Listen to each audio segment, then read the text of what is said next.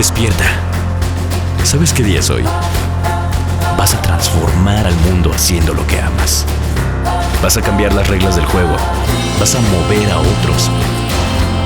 Busca, crea, innova, vuela. El mundo te espera. Transfórmalo. Hazlo, UPAEP. Pues muy bien, muchas gracias a todos por venir. Muchas gracias por estar. A ver cómo nos funciona esto de continuar con el YouTube. Pues la idea aquí es básica. Yo quiero compartir con ustedes un poco de el por qué llego aquí con ustedes, qué es lo que me ha traído a ser investigador, qué es lo que me ha traído hacia este lugar, porque estamos comenzando una nueva serie donde estaremos hablando acerca de investigación, investigador, esa combinación de ese binomio, ¿no?, de lo que se tiene que hacer para llevar a cabo esta labor a la que supuestamente todos nosotros nos estamos queriendo dedicar. Y cada uno de nosotros va a tener su propia historia, su propia razón, sus propias motivaciones. Ya ven que no tuvimos simposio la semana pasada, pero les compartí unas historias que inspiran, ¿no? La verdad, ¿por qué nos involucramos en este campo? ¿Por qué nos metemos a trabajar en el área de biomédica? ¿Qué les pareció esos cuates que están rehabilitando nervios paralizados, ¿no?, reentrenando caminos nerviosos, conexiones nerviosas? O sea, esos videos donde la gente recupera la audición por primera vez gracias a la tecnología. O sea, ese momento de jamás has escuchado a tu hijo o tu hija en los 8 años que los conoces de vida decir tu nombre o decirte papá, decirte mamá. El valor que eso le agrega a una vida humana es tremendo, ¿no? Muy interesante porque también en mi alma mater de licenciatura nos pidieron que reflexionáramos un poco de qué había contribuido a nuestras historias personales. Entonces esta última semana fue un momento reflejo interesante. Pues no se los voy a dar a detalle a todo, son mis notitas nada más para recordar, pero ¿qué es lo que me trae a este camino, no? ¿Qué fue el camino que yo recorrí para decidir hacer lo que hago en esta vida? Comencé yo muy joven. De hecho, comencé yo más viejo de lo que me hubiera gustado, pero muy joven relativamente. Cuando nos mudamos a California a cuidar de una tía abuela, pues es una de esas cosas relativamente magníficas. Yo viví por año y medio con alguien que nació en 1896, cuyos padres estuvieron vivos durante la Guerra Civil de Estados Unidos. Yo estuve a una persona removida de vivir esa experiencia, ¿no? Y California fue padre por muchas razones, pero a la misma vez fue un poco terrible. Era un vecindario más pobre y en segundo de primaria ya estaba yo involucrado en pandillas. Y claro, las pandillas de segundo de primaria no son no, parecemos más los Sharks y los Jets de West Side Story que una pandilla real. Pero el día que mi padre pensó que me vio morir enfrente de sus ojos, les cambió toda su perspectiva de qué tan inocentes sentían estos juegos de niños. Entonces decidimos buscar alternativas. No había alternativas excelentes en ese momento y nos convertimos en un hogar autodidacta. Entonces yo estudié en casa, por mi cuenta, con mis padres, desde tercero de primaria.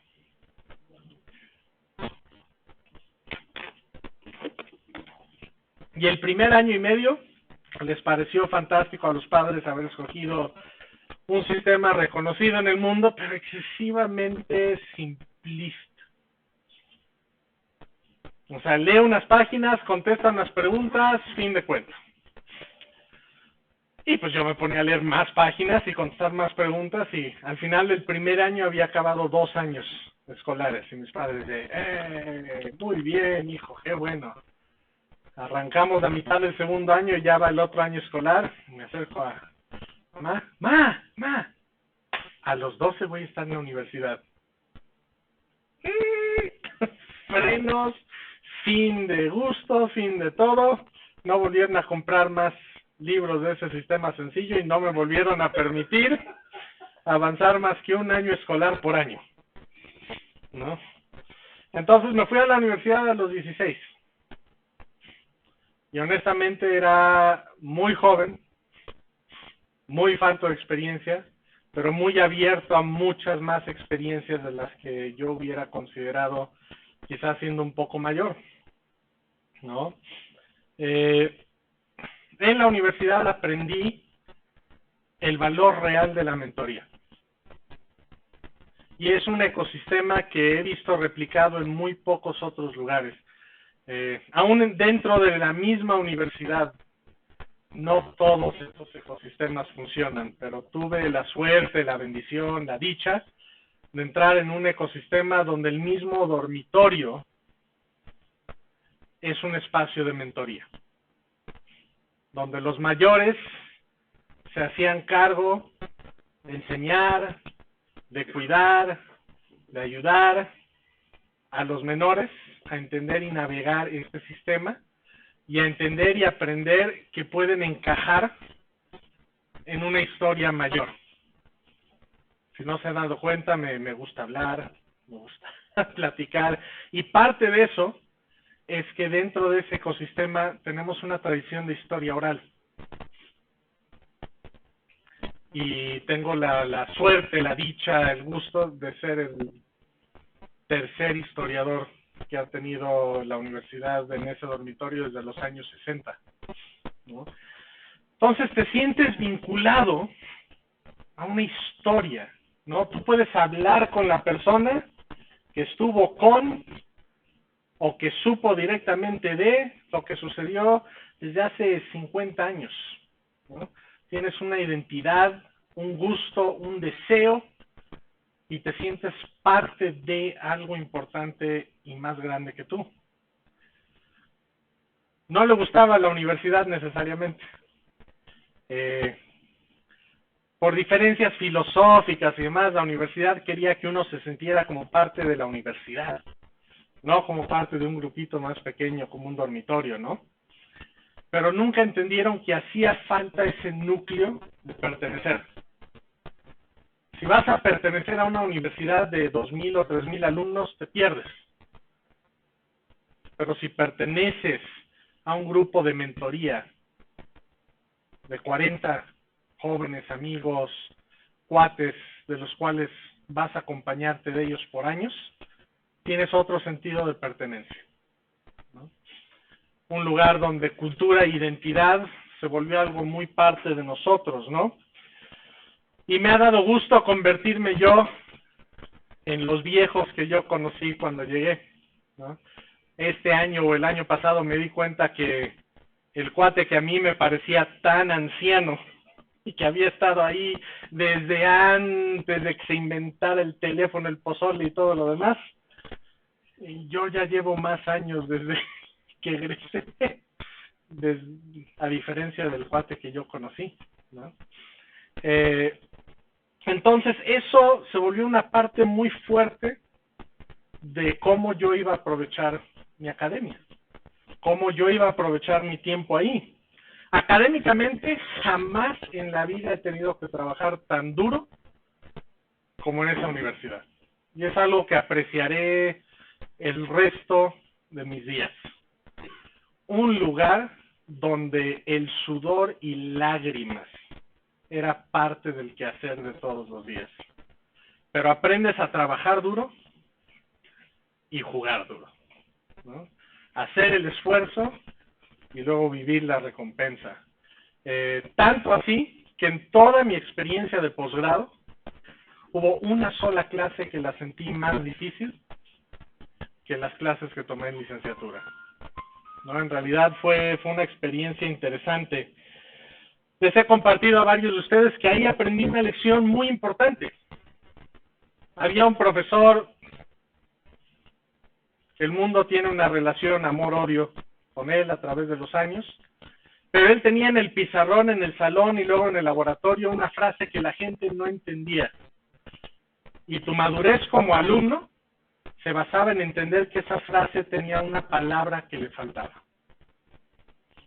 Porque el alumno inmaduro o que no se había encontrado a sí mismo todavía, solo veía la frase por lo que era, y en inglés era second best will not be tolerated. Second best will not be tolerated. El segundo lugar no se tolera. Ahora, si no eras maduro, sentías, ay, caray, no, o sea, aquí no aceptan perdedores, aquí tengo que ser el número uno, el ganador, el bla, bla, bla. Ya cuando madurabas un poco, aprendías que la palabra que faltaba era, muchas maneras de decirlo, me, tú, your second best will not be tolerated. Mi segundo lugar no se tolera. Ese era el momento de transición. Entender que es que aquí no importa si a Rubén se le hace más fácil las matemáticas. Y no importa si el Doc es 1000 veces mejor en hacer un hoyo en un ser humano y no matarlo que yo jamás. Y en 15 años seguirá siendo 100 veces mejor que yo en abrirle un hoyo a un ser humano y no matarlo. No importa, ¿no? Yo no me estoy comparando con ellos, sino me comparo conmigo mismo a diario. Mi segundo lugar no se tolera.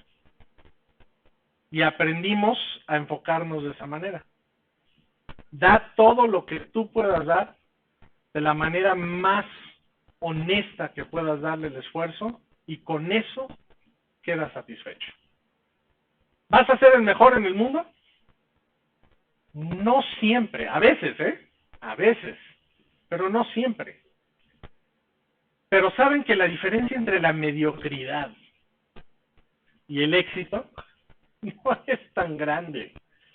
El mundo ha puesto la barra de la mediocridad tan bajita que a veces con el simple hecho de tener la voluntad de respirar, uno puede pasársela, ¿no? Entonces, una de las cosas que yo aprecié y que yo integré en mi vida es entender lo mejor que los maestros tenían que ofrecerme. Les diré algo, no eran perfectos estos seres humanos. Todos y cada uno de ellos tenían algún defecto.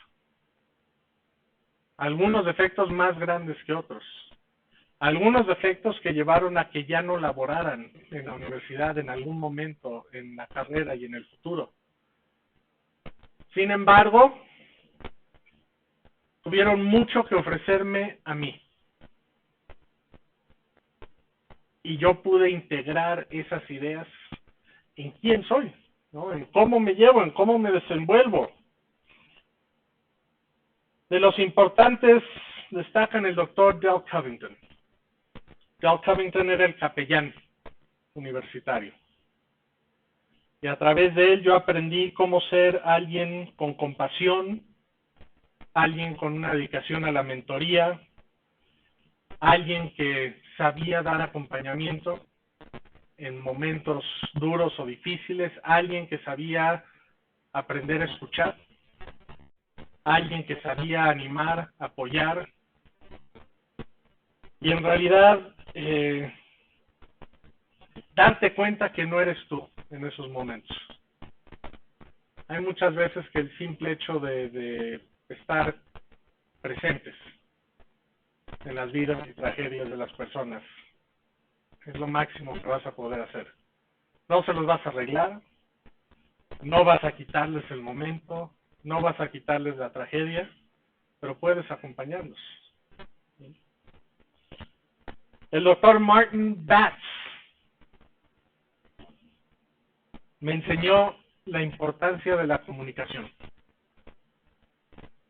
De hecho, si uno ve mis calificaciones aún antes de entrar a la licenciatura, a la ingeniería no era para mí. Verbal, historia, matemáticas, ciencia, lógica, daba hasta pena. Y entrando a ser evaluado para la universidad, mis padres hasta les dijeron a los de ingresos, oiga, vénsalo a ser historiador, ciencias políticas, o sea, algo que utilice esos talentos que tiene, ¿no?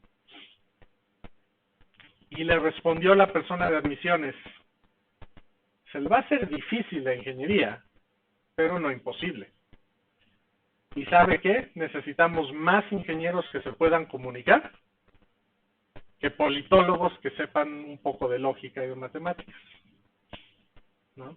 Y el doctor Batts es alguien que nos obligó a pensar siempre en nuestra audiencia.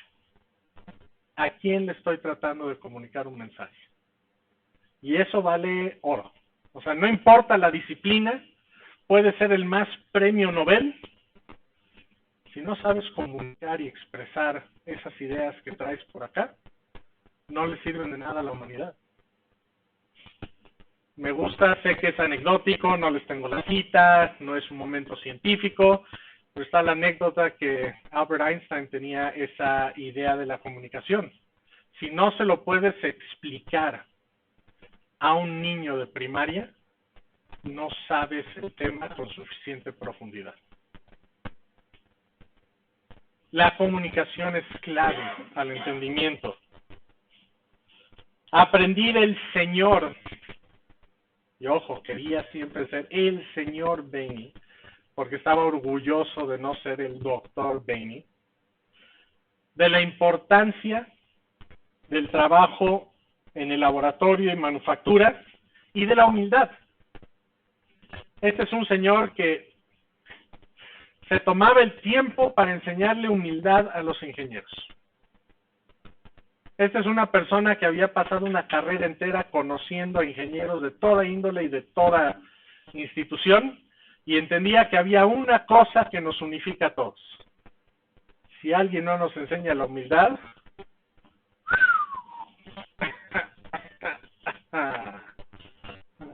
sabes el número de modelos que te puedo echar por ahí, ¿no?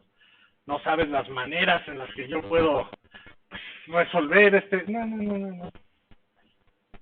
Humildad. Nos decía el señor Bainey, tú podrás saber todo lo que dice ese libro de textos. Ese cuate allá afuera, que no acabó la prepa, lleva 20 años soldando este mismo tipo de material. Déjame tomar apuestas sobre quién va a poder identificar un problema en lo que estás a punto de construir en menos tiempo. Y nos decía, esa responsabilidad cae sobre ustedes, ingenieros. Porque si ustedes no se comunican con esa compasión y humildad, ellos no tienen por qué comunicarse con ustedes, ¿no? Y nos obligaron a hacer todos los trabajos más incómodos posibles. Sí, todo necesita ser soldado, perfecto. Acuéstate y solda al revés porque tú dijiste que la soldadura tenía que ir por abajo también.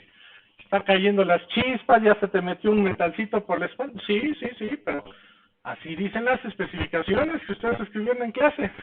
Ándele, mijitos, ándele, órale.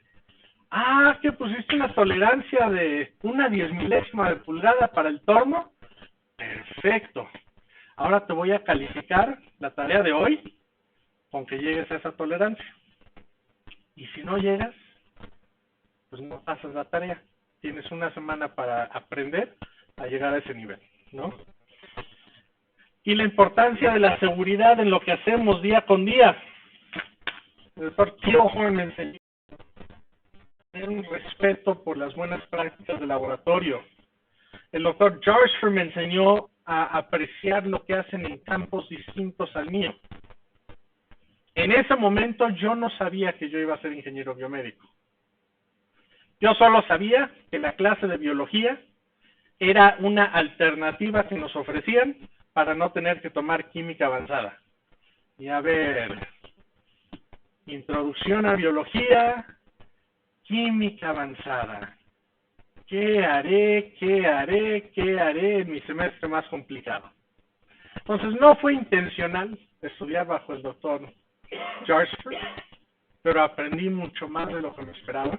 Entre las cosas más importantes que aprendí es la autocrítica como profesor. Jarsfer estaba convencido que él era un ser humano con fallas y cegueras que él mismo no entendía.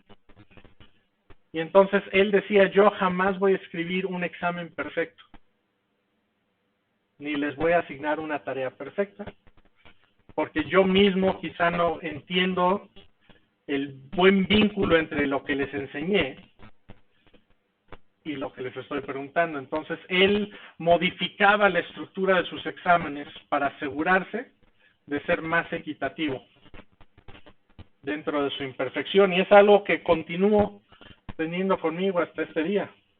El doctor Roger González me enseñó que uno puede ser una persona de fe y una persona de excelente ciencia, y que esas dos cosas no tienen que estar en conflicto para desempeñar un trabajo excelente.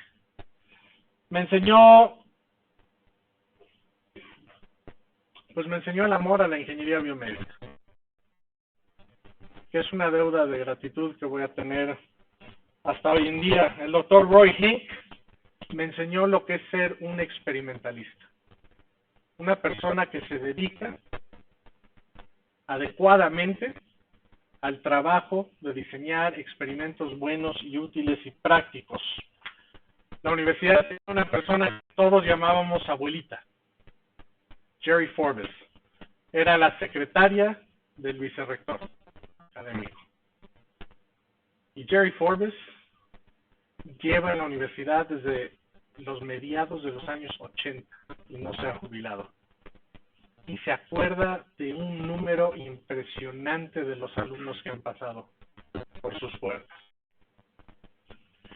Yo aprendí con ella, con St. John y con todo el staff de limpieza, mantenimiento y de la cocina, a tener un aprecio por todos los puestos y posiciones en una organización, porque en realidad todos ellos contribuyen de manera muy importante a lo que se hace, y se pierde uno de unas cosas magníficas cuando uno hace menos a uno.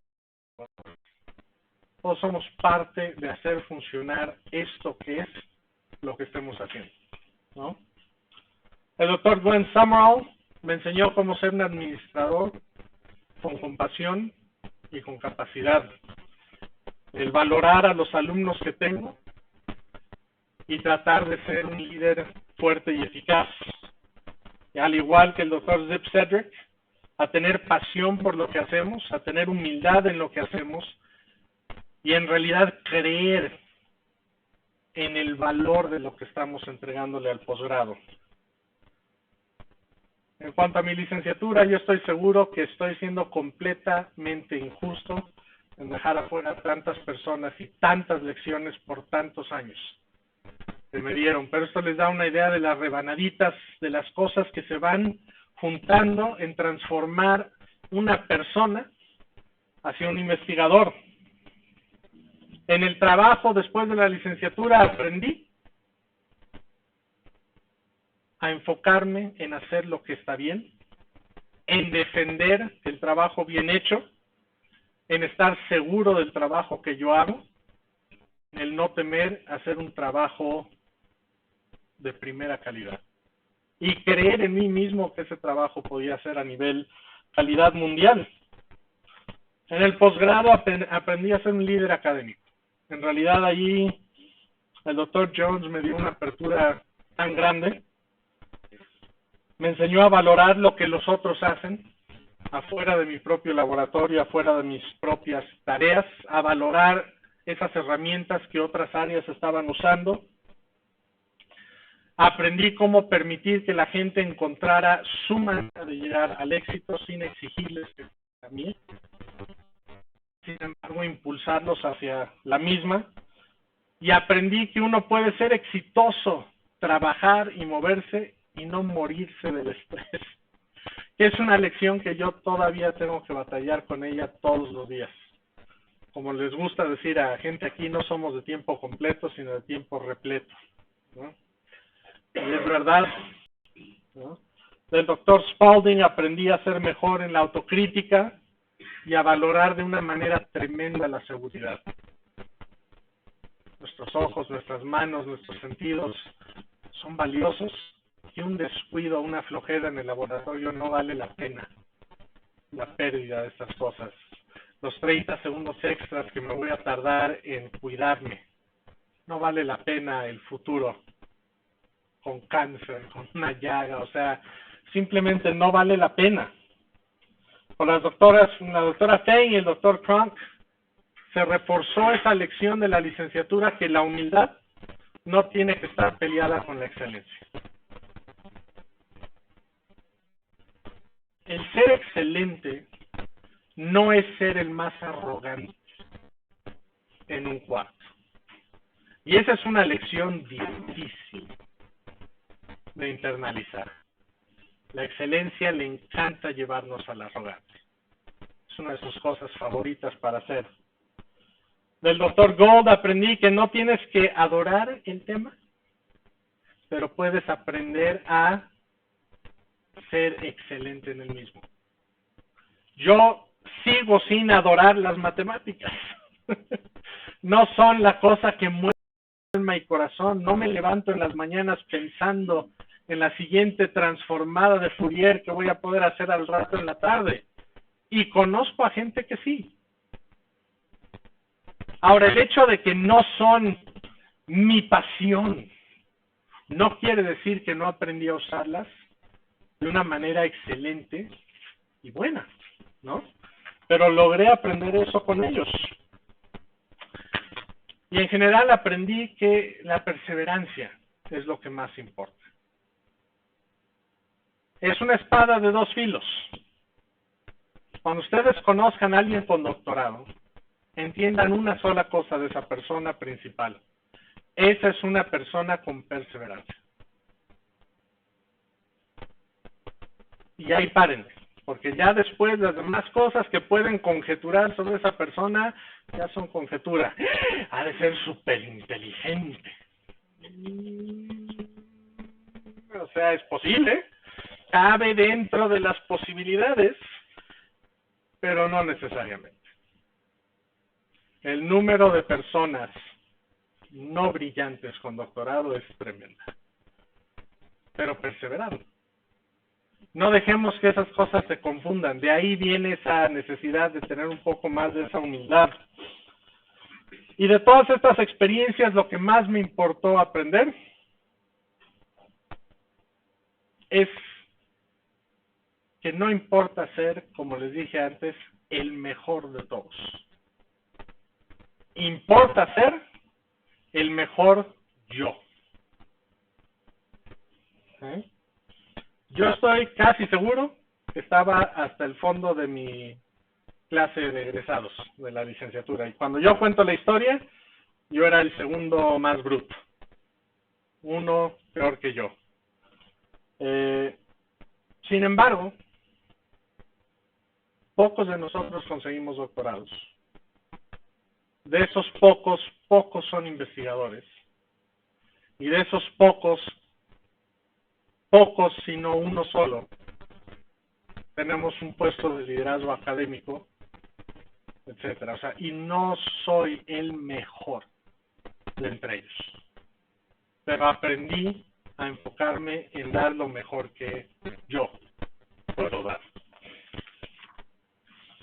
En el trabajo sí encontré éxito. Y estoy orgulloso de mi universidad, de que los que egresamos y entramos a esa misma empresa donde estuve, dentro de 1 o 2 años siempre éramos los ingenieros principales de nuestras áreas, ¿no? Los mejores ingenieros que podíamos tener. Me volví un consultor de laboratorio y de investigación. Me aceptaron en un programa de posgrado. Ahora estoy en México como director de un posgrado. He ayudado a fundar 2 asociaciones civiles académicas, una de ellas a nivel nacional, la Red Mexicana de Biomateriales e Ingeniería de Órganos y Tejidos. He tenido oportunidades de competir a muchos niveles. Ya saben que no es una de las cosas que a mí me mueve en lo personal, pero logré entrar al SNI, me sacarán del SNI, volveré a entrar al SNI, me volverán a sacar, pero bueno, estamos en ese juego, ¿no?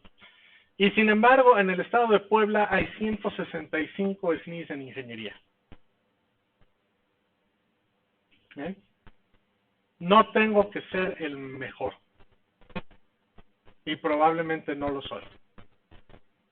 Ni siquiera en este edificio, ¿no? Pero puedo dar lo mejor que yo puedo dar. ¿Sí? Dentro de todas estas experiencias y todas estas cosas positivas, yo tengo el conocimiento a ciencia cierta de que no soy el mejor. Pero soy una persona que está dispuesta a poner su mejor esfuerzo y más que nada, tener la esperanza de que lo que yo hago con mi quehacer diario es un testimonio y agradecimiento de las vidas enteras que aquí he mencionado, que se dedicaron a invertir en la mía. Yo quisiera que algún día estas personas se sientan orgullosas de los años que se pasaron para que yo interactuara con ellos un cachito. Y de ahí poder sacar las lecciones que saqué para pasarlas aquí a la vida. Al escribir esto, en realidad no sé lo que llega en mi futuro. Estaré reacreditando el SNI, estaremos acreditando este posgrado en el PNPC, estaré viendo diferentes responsabilidades aquí en la dirección académica, estaré continuando con las cosas en mi vida personal y estaré, más que nada, esperando que ustedes, mis alumnos,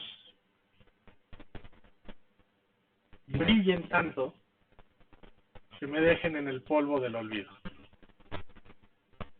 Porque ese es el legado que en realidad va a dejar algo de valor en este país. No importa a dónde vaya esta vida, cómo estas vidas se enfocaron en prepararme para llegar aquí a donde estoy es algo que yo atesoro. Y todas estas lecciones fueron necesarias para ir armando los bloques de ese rompecabezas de lo que es ser una persona que decide tener una vocación hacia esto. Una de las razones por compartir esto es que el número de maneras que podemos llegar a esto es tan infinita como el número de tipos de personas que somos. Y no se los comparto porque es necesario que ustedes sigan mi camino y trayectoria. Pero se los comparto porque es importante reflejar sobre nuestras propias vidas. Reflejar sobre por qué caramba estoy aquí. Déjenme decirles que cuando yo entré a la ingeniería, mi motivación era el dinero. La ingeniería iba a dejar buen dinero. Y era de las carreras que tenía mucha movilidad. Y me podía yo ir a cualquier parte del mundo y dinero. Yo no tenía ninguna aspiración a grandeza o a altruismo o a dedicación, no, nada de eso estuvo en mi decisión original hace tantos años, en 1997, de entrarle a estos mundos. Pero a través de los años, a través de conocer a todas estas personas, a través de evaluar lo que yo quería para mi propia vida, he ido viendo poco a poco lo que se requiere para ir construyendo ese binomio investigador-investigación. ¿Voy a ganarme un premio Nobel? Lo dudo. Tremendamente. La gente más prolífica en la ciencia es prolífica entre los 20 y 35 años. Yo ya dejé esos años atrás, ¿no? ¿Es posible? Bueno, existe una posibilidad del 0.00005. Algún presidente mío ganó un premio Nobel de la Paz simplemente por ser elegido. A lo mejor yo ganaría un premio Nobel de la Paz por poner videos de YouTube de un simposio por allá, ¿no? Hay una ligerita posibilidad. Okay.